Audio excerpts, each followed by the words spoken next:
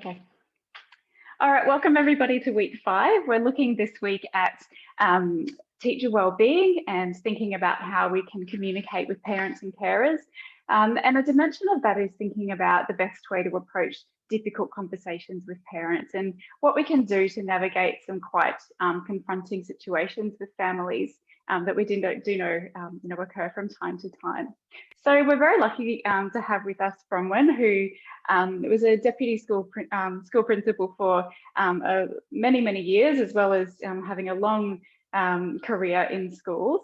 And she's going to talk to us a little bit about some strategies that we as teachers can use when we're approaching those difficult kinds of conversations. So thank you for speaking with us today. Can I start by asking you to tell us a little bit about the school context that you last worked in? Okay, thank you for this opportunity. Yeah, I worked for the last 12 years of my career as the deputy principal in a very large primary school. It was a low SES school with about 17% of the school was Pan-Pacific. I suppose the one thing about a low SES school that is well supported is that there's a consistency in staff. There's not a great transfer rate, so you get to know the teachers really well, and you know, with managing the children, everything becomes very consistent across the school. So my role there was with teachers, with students, and as a deputy principal, very much with parents, particularly in the behavioural incident and learning incidents sort of area. Okay, so I suppose with that in mind, I'm just going to pop up a few questions, and I thought we could just sort of cover these as we talk.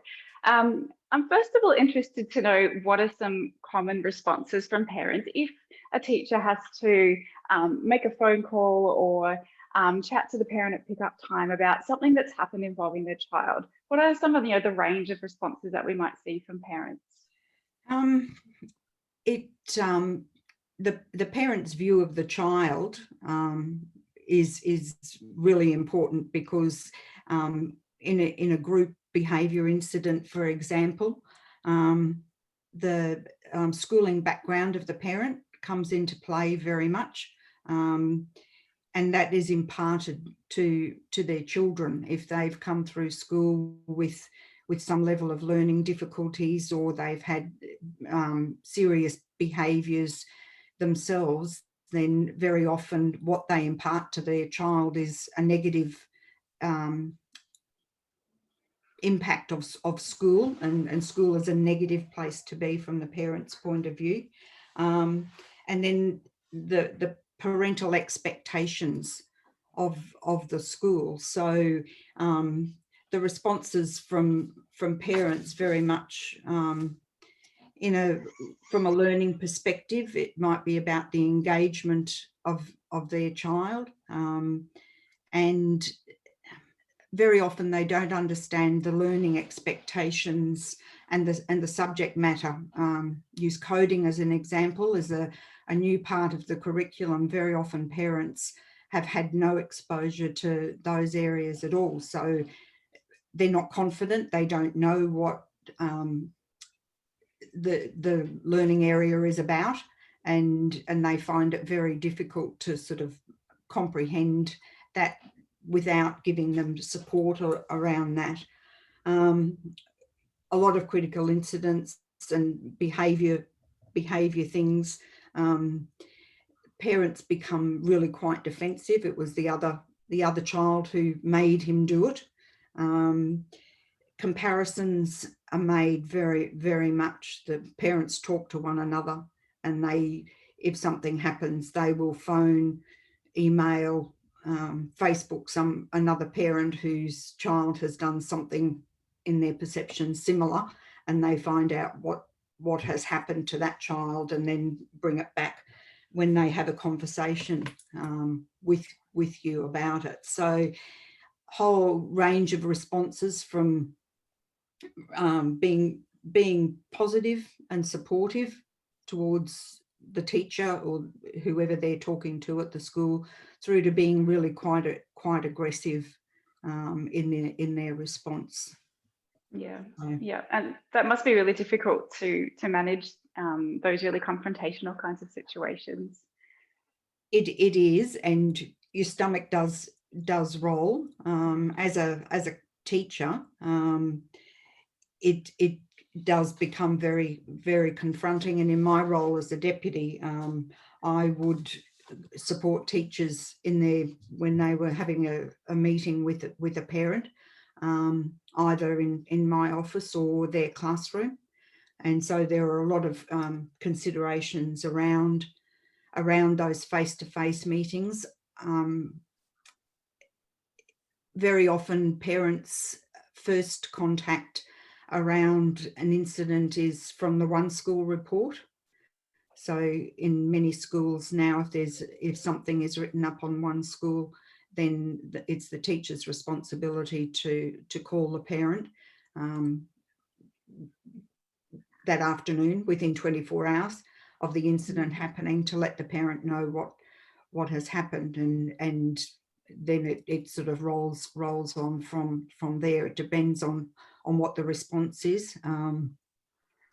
Email is a good form of initial communication, but if you're dealing with a parent who's that you need to really speak to face is really the best way to do it. It's hard, but it is the best way, because you can work through the whole incident, questions and answers, answer the parents' questions, come up with a plan, and hopefully they walk out the door with a more positive sort of view around that.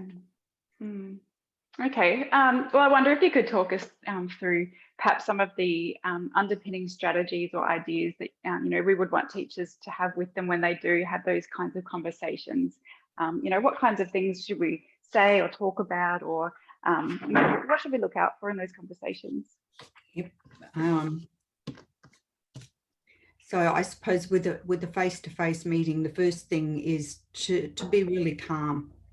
A parent very often will come up to the classroom, or if you, from a teacher's perspective, if you've just sort of nabbed them at the classroom door or the front gate of the school and said, oh, at lunchtime today your child did whatever, that can be confronting for the parents. So you just have to be aware that you may cop everything from, no, he wouldn't do anything like that, to, well, you're the teacher, you need to deal with it sort of response.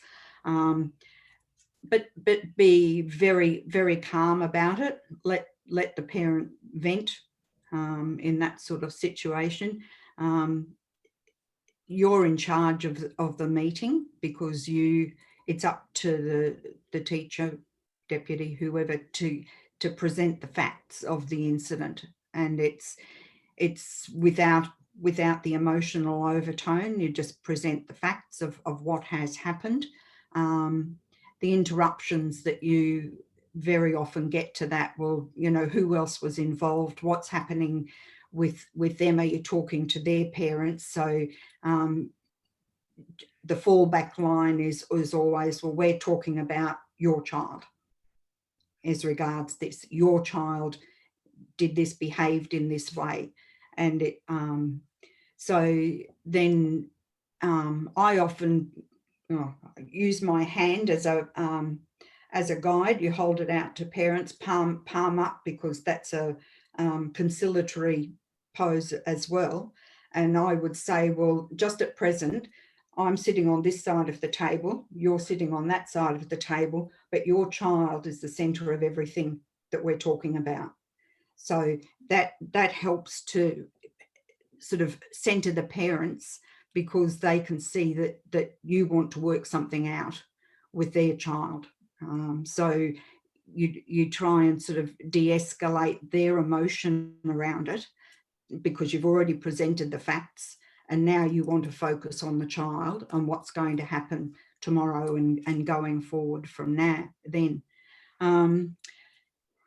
So a plan develop, about what behaviours you're expecting to see, any consequences that could happen from that incident. Using the we, involve the parents as much as possible in what the plan looks like, and even to just something as simple as saying, well, when the child gets home from school tomorrow afternoon, ask him, how was your day? Did you have a good day? Was which book did you read? Was lunchtime a positive experience for you? And involve the parent in what's going on. Concise. You've behind the scenes, you've got a school behaviour management policy and procedures and everything that need to be done. The parent doesn't need to know all the detail of that. The KISS principle, because parents, like children, really only hear the first 5 words. So the first little bit that you say is the most important. And if they know that tomorrow looks like this for their child and it will be positive for them, then they're more willing to engage with you, at least in a little more conversation.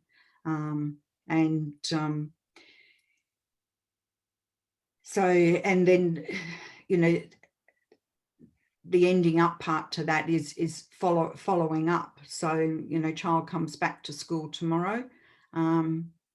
You've had something that's happened in the classroom.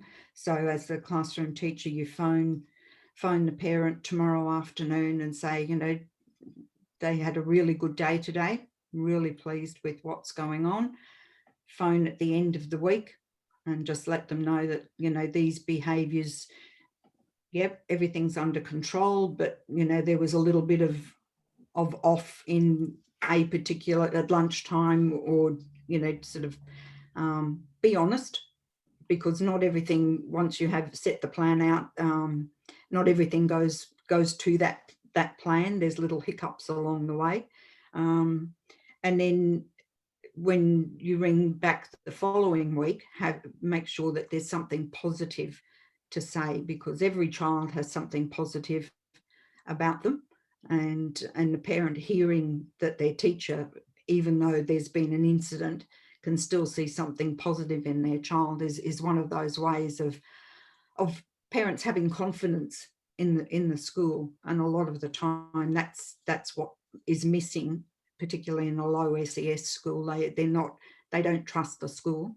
So you've got to build that confidence in you as a teacher, as a deputy, in the school and the policies, and therefore what happens with the child.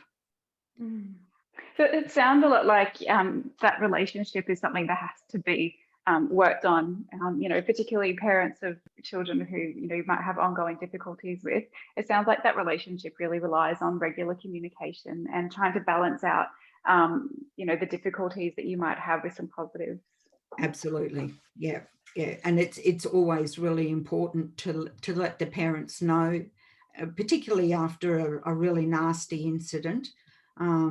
It might be something as sort of basic as them refusing to complete an assignment in curriculum wise, and you need to phone the parent about that, and they will say, well, they've done it well, not to criteria and all of that sort of thing. So parents get really upset at that sort of response because they don't understand the school context. So it is about educating the parent to a certain degree, and behavioural incidents.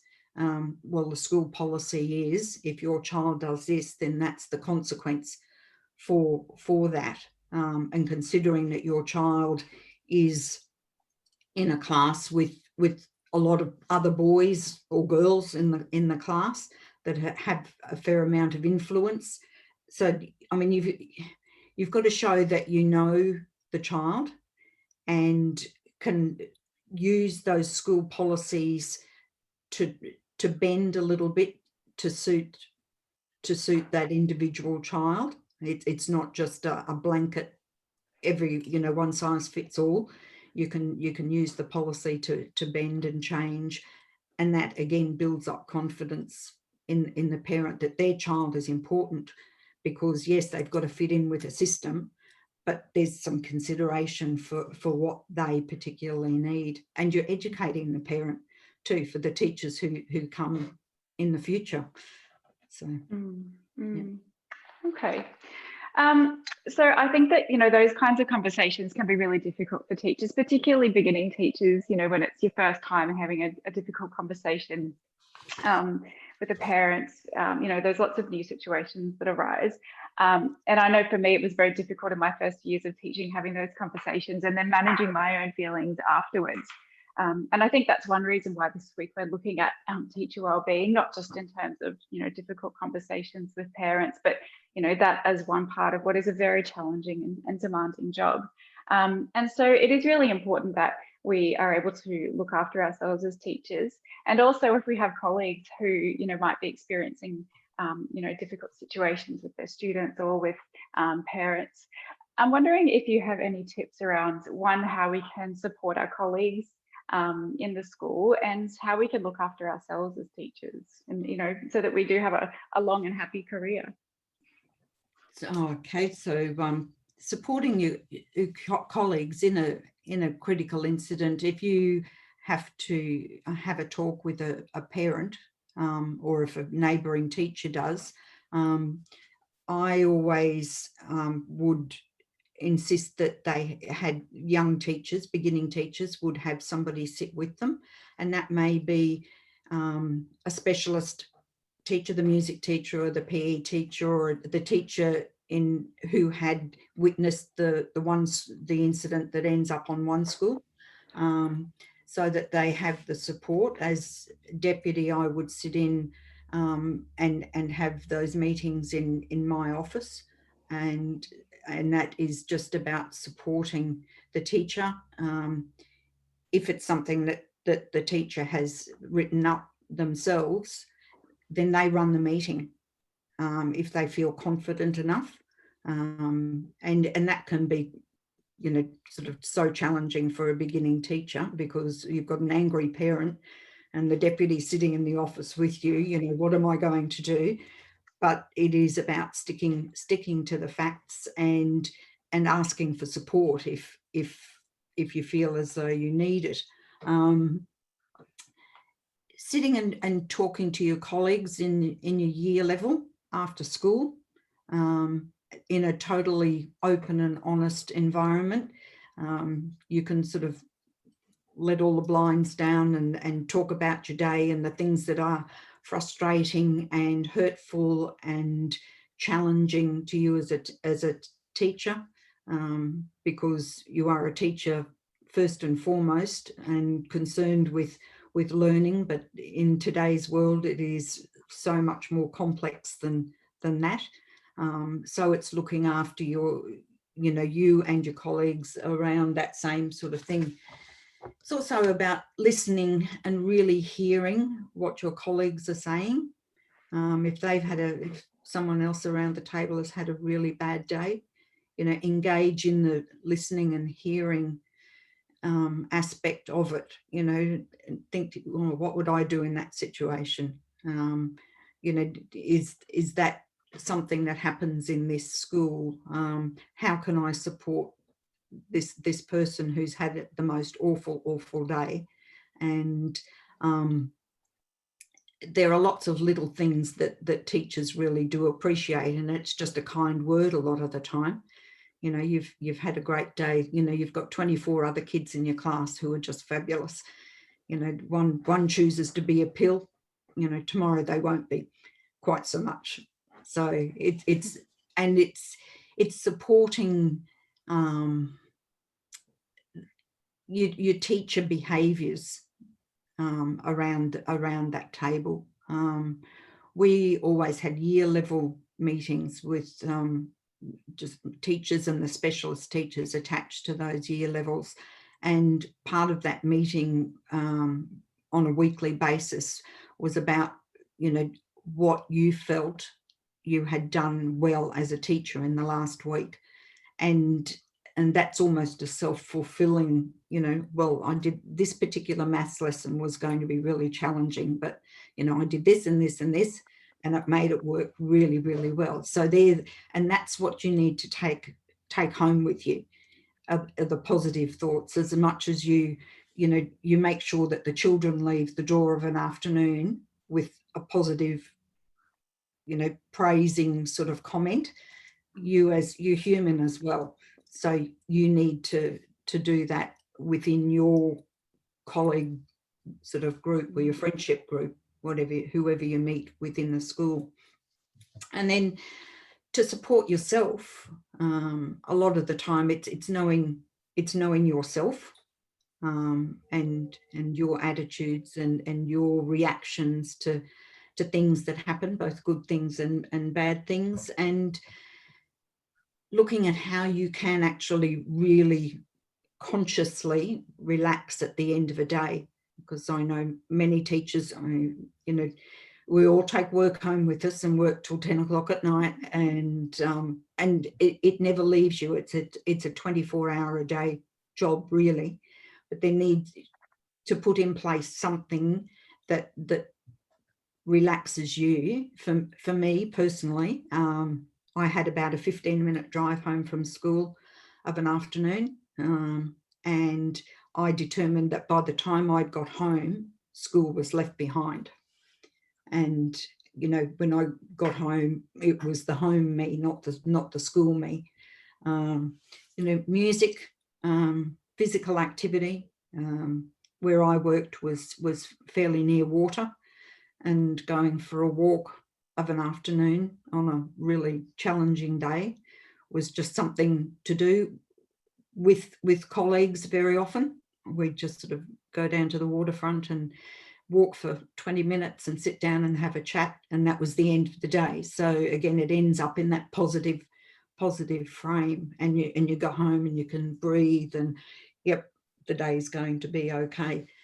And it's about trusting your colleagues. So you're honest and upfront, and you have the trust of, and you trust in your colleagues, certainly makes for a happier you at the end of the day. So yeah.